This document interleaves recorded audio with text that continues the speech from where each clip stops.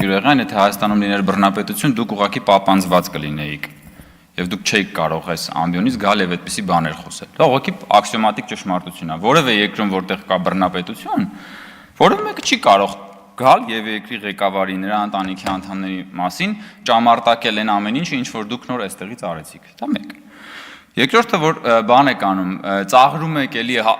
խաչակրած արշավանք եք իրականացնում, կրթվել է նորաձև է շարժման նկատմամբ, ես ուզում եմ ասել, որ ոչ կրթվելը, ոչ նորաձևությունը ձեզ չի սպառնում, դուք հանգիստ եք։ Դուք Ժիգուլի եք եւ մնալու եք Ժիգուլի, սկզբանե կատարյալ ձեր բնորոշումը ես տվել եմ։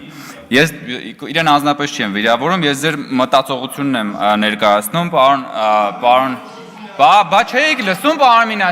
պարոն Մինասյան, չէիք լսում Գյուրեղյանի ելույթը, չէիք լսում Գյուրեղյանի ելույթը մինչև հիմա, չէիք լսում, չէ, բա չէիք լսում, Գյուրեղյանին, պահանջեիք պարոն Արշակյանից, որ Տիկին Գյուրեղյանին բանանի, ասի մի վիրավորեք, բախե չասեցիք, ոնց ասի ինչ ասեք, բա գնա լսի,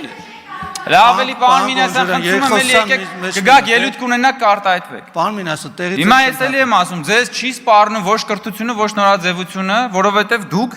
ի սկզբանե կատարյալ Ժիգուլի եք, դրա նկարագրությունը տվել եմ։